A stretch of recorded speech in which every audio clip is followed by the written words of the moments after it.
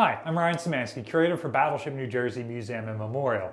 We've gotten a ton of questions about what the small arms loadout would have been aboard the Iowa-class battleships at various time periods. Today we're going to talk about what we believe the World War II small arms loadout is. Interestingly, for a lot of things, we have more information on New Jersey in her current configuration than we do during World War II. We know what the loadout of main battery weapons was for these ships, but the small arms that were issued was a little bit more of a mystery. We know it's during World War II, so we've got a pretty good idea of what those would be, but how many and where they were located, that's all kind of a mystery. We're in the Marines small arms locker, which is a 1980s edition, but stylistically isn't all that different from what it would have looked like for small arms elsewhere around the ship. I'm specifically going to be talking about the ship's small arms as opposed to the Marines' small arms.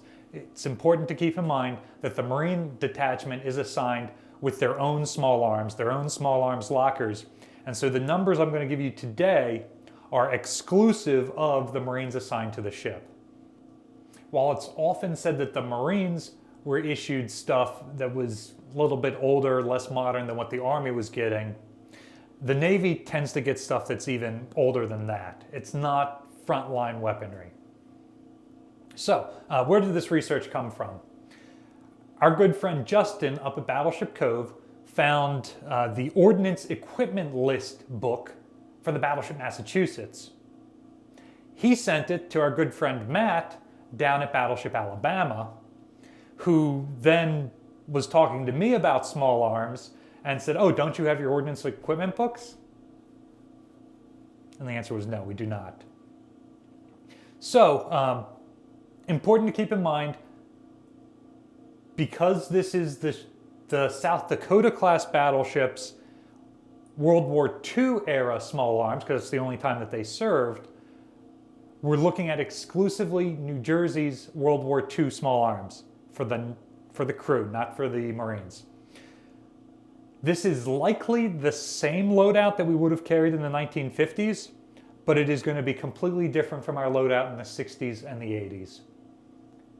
I'm going to give you the numbers for the South Dakota class battleships, but there's a strong chance that these numbers are going to be accurate for the Iowa class as well.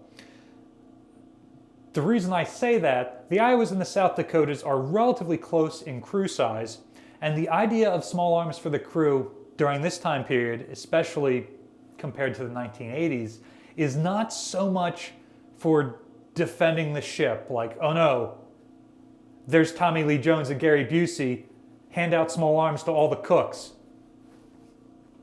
No, during this time period, the idea was more revolving around gunboat diplomacy, where you're going to arm a large part of the ship's crew as a landing force and send them ashore as infantry battalions. We did a video a while ago, and we'll link it in the description below, about the small arms allotment and the organization of the ship's landing force in the 1950s. Again, likely the small arms allotment doesn't change on this ship, so they're going with the exact same stuff on this list. But to get an idea of how the crew would have been organized once they'd been issued these small arms, go back and watch that video, as it's likely going to be very similar to World War II, just like the weapons here will be similar to the 1950s. So, because it's for arming a landing force like that, and because that other document we have specifically says that battleships will send this many people, destroyers will send this many people, I think that my guess is that the battleships would all have a fairly similar small arms loadout because they're arming the same sized shore party. So the fact that the Iowas are a little bit larger and the North Carolinas and the South Dakotas, I suspect they were all issued more or less the same stuff in the same quantities. But with all that in mind, this is for a South Dakota class battleship and not specifically for an Iowa, Those ships were completed about a year earlier than the Iowas, and they did have a slightly smaller crew, so this might be a little bit different for us. But it's the best we've found so far. When we find something better, we'll make another video. The rifle that the crew was armed with was the Springfield 1903 Model A3. 350 of those were assigned to the ship. During World War II, the Iowa-class battleships would have had about 3 platoons worth of Marines on board, maybe about 120. So we can issue rifles to 3 times that many sailors to send ashore along with the Marines. Now, interestingly, the Springfield 1903 is the main service weapon from World War I and through the interwar period. So this shows that the latest and greatest is not being put on ships. All of the new production M1 Garands are going to infantry divisions and Marine Corps units. They're not being put on ships in their small arms lockers. So all of those old 1903s that are being turned back in by these divisions that are being re-equipped with M1s are now being given to the Navy for ships like this. This pretty well parallels World War I, when Springfields and Enfields are being issued to new units and old Krag rifles are being issued to ships. Those are the Spanish-American War era weapons. Next on the list is the Colt Model 1911 A1. This is the newest version of the 1911 that was out there, and 200 of them are being assigned to the ship. So already 550 small arms are being issued to the battleship. That's enough to arm somewhere between 20 and 25% of the crew as a landing party. Next up on the list, 12 Browning M1919 A4 30 caliber belt-fed light machine guns are being issued to the crew. We see no evidence of pintle mounts around the ship or flexible mounts for these weapons to be mounted. They could potentially be mounted in the ship's aircraft. However, we would have carried a maximum of 3 aircraft, and each one would have one 30 caliber in the flexible mount at the tail, not 12. So these are almost certainly being issued with tripods for these infantry platoons that would be formed for a landing force.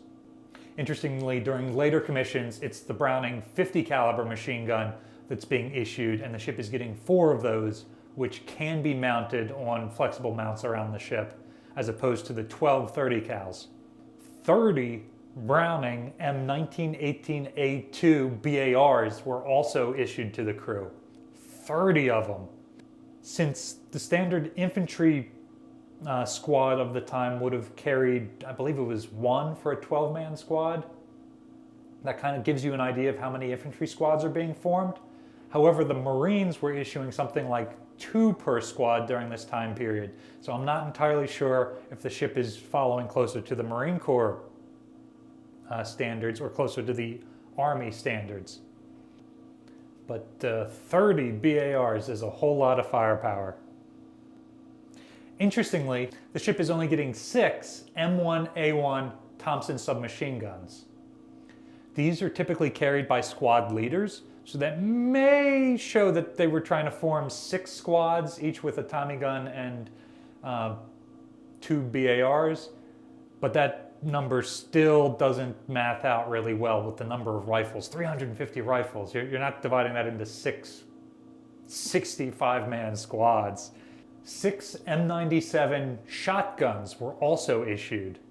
These were probably more for defense of the ship than for arming the shore party with. 9 22 caliber M2 Gallery target rifles were issued, as well as 6 high standard 22 caliber pistols. So it's interesting that in addition to all of this firepower, the ship is still getting 15 22 caliber guns as training and practice weapons. The list then shows 400 sets of infantry equipment, quote unquote. So that would be your web belts, your canteens, your bayonets, your magazine pouches, and it just lists that as a standard thing. So it doesn't specifically say there are 12 BAR belts, there are 200 pistol belts and 350 rifle belts. It's just, we know how many small arms there are. There's this many belt kits being sent out.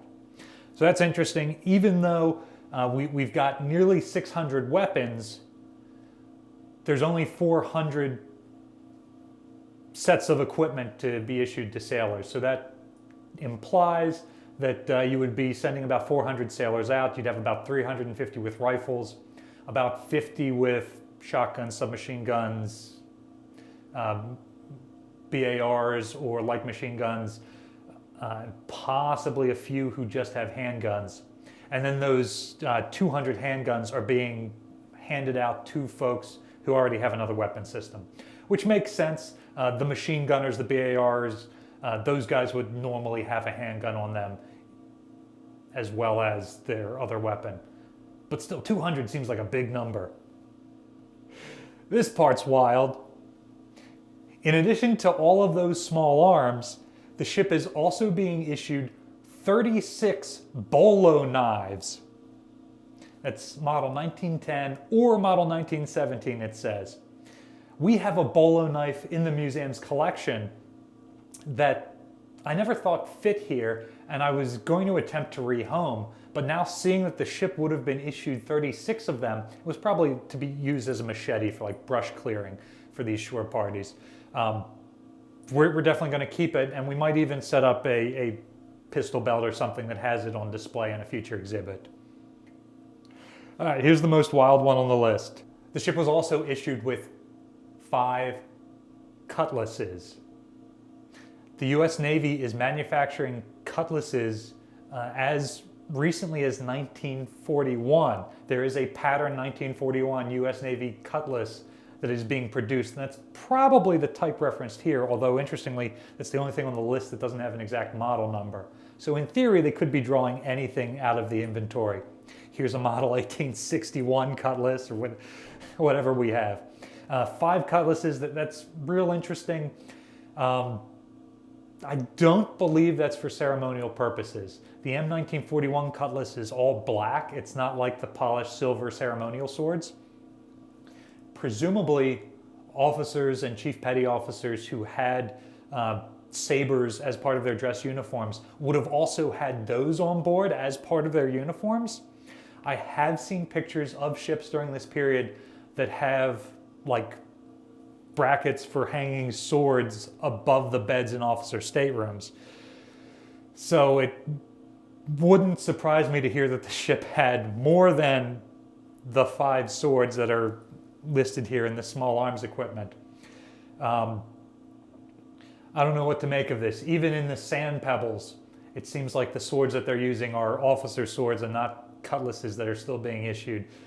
So if it's not for ceremonial purposes, maybe it's being issued to, you don't see it in pictures of shore patrol. So maybe it's the guys on the ship that are on guard duty or something. Maybe it's just for training purposes. I don't know. All of this adds up to 10 tons of weight allotted just to these small arms, not to their ammunition, just to the small arms themselves.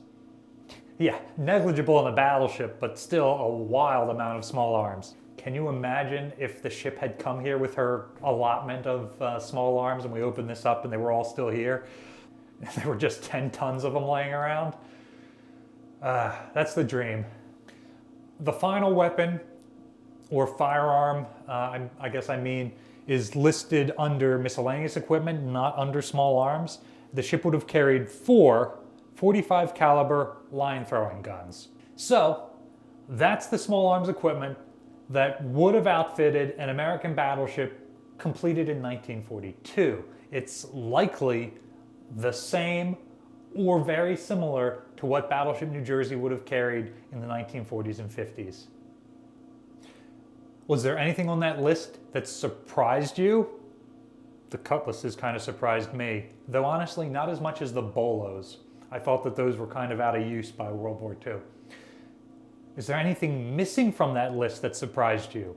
It's surprising to me that there's no .50 caliber guns and there's no M1 carbines. I was also kind of surprised that Springfield 1903s and not Garand's. But let us know in the comment section down below if you've ever gotten to shoot any of these firearms, if you own any of them, and which ones you think the ship should have been equipped in place of what's here. Battleship New Jersey receives operating support from the New Jersey Department of State, also from a number of other businesses and private individuals like yourselves. We really appreciate your support. It's what allows us to do the research, to find out new information like this that answers questions that you guys have had. You can also support us by liking, sharing, and subscribing so more people find out about the museum and our channel. Thanks for watching.